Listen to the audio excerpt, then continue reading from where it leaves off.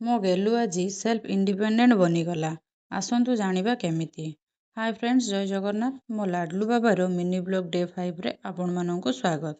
ବାବାର ନିଦ ଭାଙ୍ଗିବା ପରେ ଅଜାଙ୍କ ପାଖରେ ବସି ଗେଲ ହେଉଥିଲା।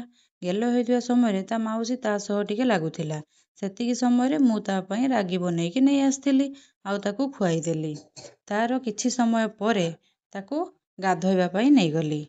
ତାକୁ ସେଠି ଛାଡ଼ିଲା ପରେ ତାର ବଦମାସି ପୁରା ଅନଲିମିଟେଡ୍। ସେ ଯାହା ବି ହେଉ, ଗାଧୋଇବାଟା କିନ୍ତୁ ସେ ବହୁତ ଏନ୍ଜୟ କରେ। ପାଣି ସହ ଖେଳିବାକୁ ତାକୁ ଭାରି ମଜା ଲାଗେ। ତା ଖୁସିରେ ମୋର ଦିନସାରାର ଥକା କୁଆଡ଼େ ମେଣ୍ଟିଯାଏ କିଛି ଜଣାପଡ଼ିନଥାଏ। ଏତିକି ଖୁସି ଲାଗେ ଯେ ତାକୁ ଗାଧୋଇ ଦେବା ପାଇଁ ମୋତେ ତା ସହ ଜବରଦସ୍ତି କରିବା ପାଇଁ ପଡ଼ିନଥାଏ। ସେ ନିଜେ ନିଜେ ଆଗ୍ରହର ସହ ଗାଧୋଇବା ପାଇଁ ଚାଲିଯାଏ। ଗାଧୋଇକି ତାର ମନ ବୁଝିଗଲେ ତାକୁ ଡାକିଦେଲେ ସେ ମୋ ପାଖକୁ ନିଆଁ ମାରିକି ପଳେଇ ଆସେ। ତାପରେ ମୁଁ ତାକୁ ଟେକିକି ନେଇ ଆସିଲି। ନେଇ ଆସିକି ଡ୍ରେସ୍ ପିନ୍ଧେଇ ସାରିଲା ପରକୁ ତାର ଗୋଟେ ଜିଦି ଯେ ନିଜେ କ୍ରିମ୍ ଲଗେଇବ, ସେଲ୍ଫ ଇଣ୍ଡିପେଣ୍ଡେଣ୍ଟ ବନିବ। ଆଉ ତା ଜିଦି ଆଗରେ ମୁଁ ହାର ମାନିଲି। ହଉ ଛାଡ଼ନ୍ତୁ ସେ କଥା।